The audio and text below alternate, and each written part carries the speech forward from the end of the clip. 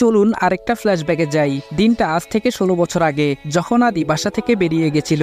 সেদিন রাগ আর অভিমান নিয়ে বেরিয়ে পড়ে আদি। হাঁটতে হাঁটতে অনেক দূর চলে আসে। এতটা পথ সে কান্না করতে করতেই এসেছে। রাস্তায় অনেক মানুষ তাকে দেখেছে। অনেকে তার কাছে এসে জিজ্ঞেস করেছে তার কি সমস্যা, কিন্তু আদি তাদের এড়িয়ে গেছে। ওর ছোটবেলা থেকেই নিজের ভেতরে একটা চাপা রাগ আছে, যেটা সব সময় হয় না, কিন্তু আজ হচ্ছে। তাই কোনো খেয়াল ছিল না। হাঁটতে হাঁটতে কখন বড় রাস্তায় চলে এসেছে সে জানে না। আদি ভাবে, কোথায় চলে এলাম আমি, বাসায় ফিরবো কি করে, চিন্তায় পড়ে যায় সে। তখনই আবার নিজের মনকে শক্ত করে নেয় সে। আদি বলল, ফিরবো না আমি আর বাড়িতে। বাবা আমায় খুব মেরেছে, মা কিছু বলেনি। ভাইয়া নিজে দোষ করে আমায় মার খাওয়ালো ঠিক আছে, কিন্তু আমাকে একবারও আমার বোনের কাছে কেন যেতে দিল না। ঠিক আছে, আমিও আর যাব না কোনোদিন ওদের কাছে। ভাইয়া আজ থেকে আর কার উপর নিজের দোষ চাপাবে। এখন থেকে দেখা যাবে আরও আর ব্যথা পাই কিনা। আদি তো আর থাকবে না। সত্যিটা হলো, আদি সবসময় তার বোনকে আগলে রেখেছে। নিজে এত ছোট হয়েও সে বড়দের মতো বোনকে আগলেছে। বাবা মা দুজনেই নিজেদের কাজে ব্যস্ত, আর ভাইয়া তো। আজকের ঘটনা আদির ছোট মনে অনেক আঘাত করে। মন খারাপ করে আদি আবারও চলতে থাকে। বড় রাস্তার ধারে হাঁটতে হাঁটতে সে দেখতে পায় একটা বাস এসেছে, আর সেটাই সবাই ওঠার জন্য হুমড়ি খেয়ে পড়ছে। আরো বাস আছে, তবে এটাই কেন সবাই উঠছে, আবার উকি ঝুঁকি মারছে, বুঝতে পারছে না। কৌতূহল জাগে তার মনে, কিন্তু আসল ঘটনা সে বুঝতে পারে না। তাই ওর ইচ্ছে জাগে এখানে ঢুকে দেখার। নিজের মন খারাপের কথা বলে আদি ছুটে যায় বাসটার কাছে। সবার পায়ের তলা দিয়ে কিছুটা ফাঁক ফোকর করে ঢুকে পড়ে। ঢুকে সে দেখতে পায় এখানে কি সব অদ্ভুত লোকজন কি যেন করছে। আসলে বাসটা ছিল সার্কাসের লোকেদের, আর বাসটা এখানে থামায় লোকজন মজা দেখার জন্য ভিড় করেছে। আদিও সেগুলো খুব মনোযোগ দিয়ে দেখতে থাকে, কারণ সে কোনোদিন এসব দেখেনি। খুব ভালোই লাগছে তার এসব দেখতে। হঠাৎ বাসটা চলতে শুরু করে, কিন্তু আদির সেদিকে খেয়াল নেই। সে আপন মনে তাদের খেলা দেখে চলেছে। বাসের লোকগুলো নিজেদের কাজ নিয়ে ব্যস্ত থাকায় তারাও আদিকে খেয়াল করছে না। বেশ কিছুক্ষণ দেখার পর এখানে গন্ডগোল শুরু হয়ে যায়। বাসে থাকা লোকগুলো পালানোর চেষ্টা করতে থাকে। এসব দেখে আদি অনেক অবাক হয়ে যায়। কয়েকজন লোক এখানে চলে আসে আর তাদেরকে আটক করে, কারণ ওরা ছিল ক্রিমিনাল। সার্কাসের আড়ালে খারাপ কাজ করে বেড়ায়। সবাইকে ধরে নিয়ে যাওয়া হয়, কিন্তু বাসের মধ্যে একটা ছোট ছেলেকে দেখে একজন অফিসার থমকে যায়। সে এগিয়ে আসে বাচ্চার দিকে। বেশ কিছুক্ষণ আর চোখে তাকিয়ে দেখতে থাকে। ছেলেটাকে দেখে মনে হয় সে কোনো বড়লোক বাবার সন্তান, কিন্তু এখানে কি করছে বুঝতে পারছে না। তাই অফিসার বাকি সবাইকে বাইরে বের করে দিয়ে নিজে আদিবের কাছে গিয়ে দাঁড়ায়। আদি উনাকে দেখে হা করে তাকিয়ে আছে, কারণ লোকটা দেখতে বেশ লম্বা আর খুব সুন্দর। আদির মনে হয় টিভিতে দেখা কোনো কার্টুনের হিরোর মতো। আদি হা করে তাকিয়ে আছে। বাচ্চাটাকে এভাবে তাকিয়ে থাকতে দেখে অফিসার নিজেও অবাক হন। তিনি আরো একটু কাছে গিয়ে ওর দুটি হাত ধরে নিচে বসে পড়েন। অফিসার বলল, নাম কি তোমার? আদিব বলল, আমার নাম আদিব। অফিসার বলল, বাহ, খুব সুন্দর নাম। আচ্ছা, তোমার বাবার কি নাম? বাবার কথা বলায় আদির মুখটা মলিন হয়ে যায়। অফিসার আদিকে আরো অনেক কিছু বলে, কিন্তু সে তার জবাব দেয় না। অফিসার বলে, আচ্ছা তোমার বাড়ি কোথায় এটা তো বলো, কার সাথে এখানে এসেছো? আদি বলে, আমার বাড়ি নেই। অফিসার বলে, মানে? এইরকম সুন্দর আর পরিপাটি ছোট্ট একটা ছেলের মুখে এমন কথা শুনে চমকে যান বাদল সাহেব। আদি বলে, আমার বাড়ি নেই। বাদল বলে, তুমি এখানে এলে কি করে? আদি বলে, হাঁটতে হাঁটতে। বাদল বলে, আচ্ছা তা তো বুঝলাম, কোথা থেকে এসেছো বলো? আদি আর বলে না। ওকে চুপ থাকতে দেখে কিছুটা অস্বস্তির নিঃশ্বাস ফেলে চুপ করে থাকেন। স্যার ফিরবেন না? পেছন থেকে কারো কণ্ঠ শুনে বাদল পেছনে ফিরে তাকায়। বাদল বলল, হ্যাঁ। সে বলল, আচ্ছা স্যার, এই বাচ্চাটাকে? বাদল বলল, জানি না। তারপর বাদল ঘটনা খুলে বলে সাথে থাকা লোকটাকে। সে বলে, তাহলে স্যার ওকে কি করবেন এখন? বাদল বলল, চিন্তার বিষয়, এখানে একা তো ফেলে চলে যাওয়া ঠিক হবে না। আচ্ছা আমি দেখছি, দাঁড়াও।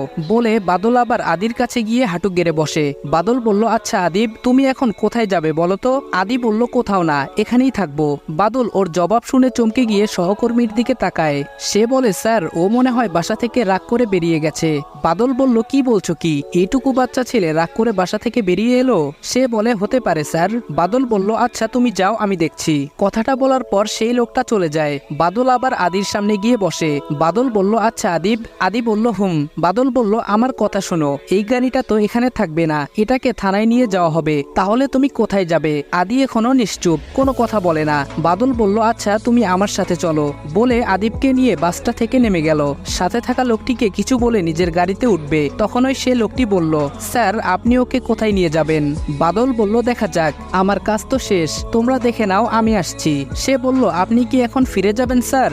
বাদল বলল, না, আগামীকাল। সে বলল, ওকে স্যার। বাদল আদিকে নিয়ে চলে আসে নিজের জায়গায়। এসে আদিকে ফ্রেশ করিয়ে নিজেও ফ্রেশ হয়ে নেয়। এর মধ্যে অনেকবার সে আদির থেকে পরিচয় আর ঠিকানা জানতে চেয়েছে, কিন্তু আদি কিছু বলেনি, আর তাই হাল ছেড়ে দিয়েছে। সে রিসেপশনে কল করে দুজনের জন্য ডিনার ডিনার অর্ডার করে দিয়ে এসে আদির পাশে বসে। এবার আর ওর পূর্ব পরিচয় জানতে চায় না, এবার সে বলে অন্য কথা। বাদল বলল আদি। আদি বলল হুম। বাদল বলল কি ভাবছো তুমি? আদি মাথা নিচু করে আছে। বাদল বলল আচ্ছা আদি, তোমাকে একটা কথা বলি। আদি বলল বলো। বাদল বলল তুমি তো তোমার সম্পর্কে আমাকে কিছুই বললে না। আদি বলল কি বলবো?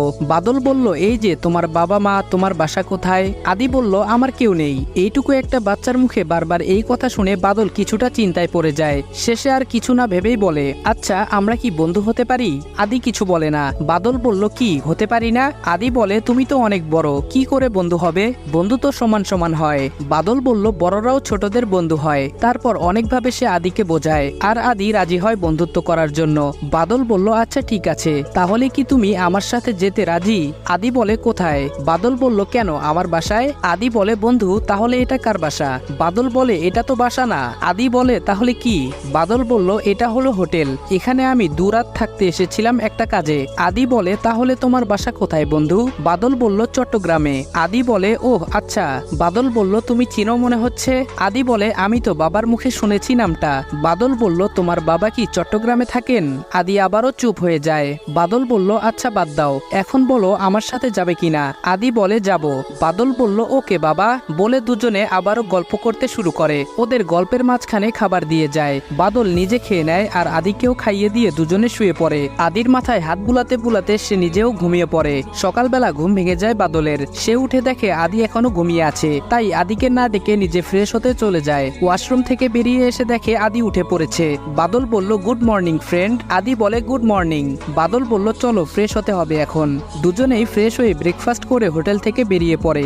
বাদল ফেরার আগে একবার এখানকার অফিসে যায়। বাদল একজন স্পেশাল আর্মি অফিসার। সে চট্টগ্রামে পোস্টিং, তবে একটা বিশেষ কাজে তাকে জরুরি তলবে ঢাকা আনা হয়। আর এখানেই সে আদিকে পায়। বাদলের সাথে দেখা হয়ে যাওয়ায় আদির জীবন পাল্টাতে আরম্ভ করে। অফিস থেকে বিদায় নিয়ে বাদল আর আদি দুজনে পাড়ি জমায় চট্টগ্রামের উদ্দেশ্যে। পথিমধ্যে আদির অনেক মন খারাপ হয়। সে নিজের বাড়ি ছেড়ে, আপন মানুষ ছেড়ে, আর এখন শহর ছেড়ে চলে যাচ্ছে। ওর ভেতরে প্রচন্ড রাগ আর অভিমান কাজ করছিল, যার জন্য সে যেতে রাজি হয়ে যায়। ব্যাপারটা লক্ষ্য করে বাদল, তাই সে নানান জায়গায় গাড়ি থামিয়ে আদিকে ঘুরিয়ে দেখায়। ঢাকা থেকে নিজে ড্রাইভ করে চট্টগ্রামে ফিরতে অনেক রাত হয়ে যায় ওদের। রাতে বাসায় এসে তালা খুলে ভিতরে প্রবেশ করে। আদি চারিদিকটা ঘুরে দেখতে থাকে। বাড়িটা ওদের বাড়ির মতো বিশাল না হলেও বাড়িটা বেশ সুন্দর।